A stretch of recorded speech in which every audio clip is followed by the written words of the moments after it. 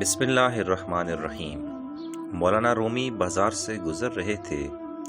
مولانا صاحب کے سامنے کریانے کی دکان تھی۔ ایک درمیانے قد کی عورت دکان پر کھڑی تھی اور دکاندار وارفتگی کے عالم میں اس خاتون کو دیکھ رہا تھا۔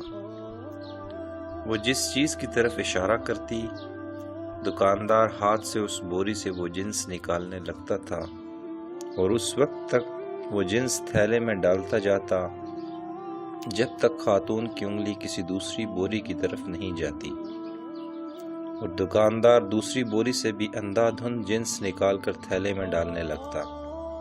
یہ عجیب منظر تھا۔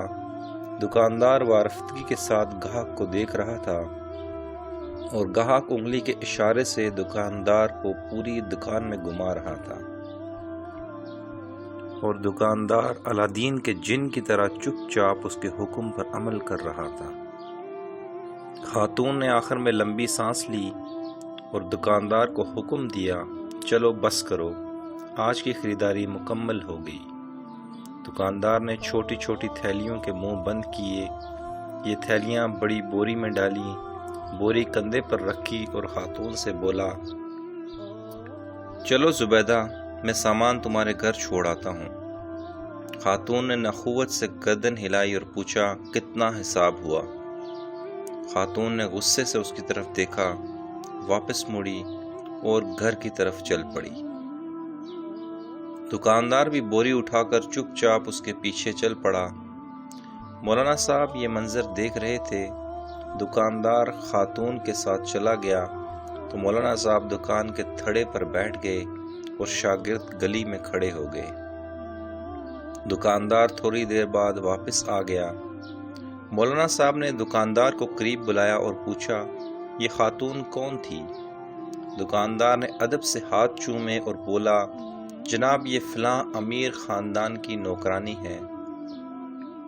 مولانا صاحب نے پوچھا، تم نے اسے بغیر تولے سامان باندھ دیا، پھر اس سے رقم بھی نہیں لی، کیوں؟ دکاندار نے عرض کیا، مولانا صاحب میں اس کا عاشق ہوں، اور انسان جب کسی کے عشق میں مبتلا ہوتا ہے تو پھر اس سے حساب نہیں کر سکتا۔ دکاندار کی یہ بات سیدھی مولانا صاحب کے دل پر لگی۔ وہ چکرائے اور بے ہوش ہو کر گر پڑے۔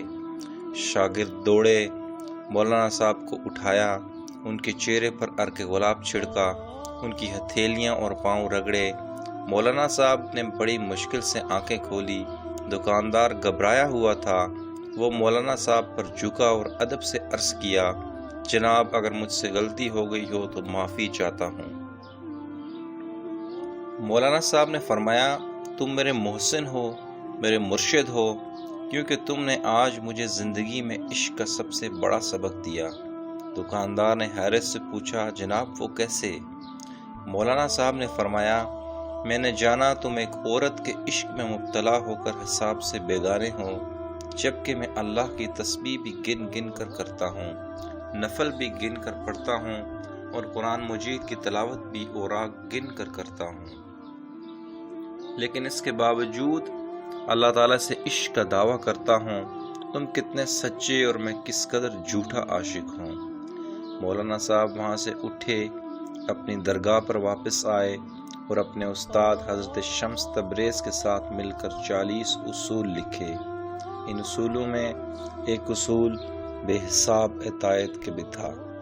یہ مولانا صاحب مولانا روم تھے اور یہ پوری زندگی اپنے شاگردوں کو بتاتے رہے کہ اللہ تعالیٰ نے ہمیں نعمتیں دیتے ہوئے حساب نہیں کیا، چنانچہ تم بھی اس کا شکر ادا کرتے ہوئے حساب نہ کیا کرو۔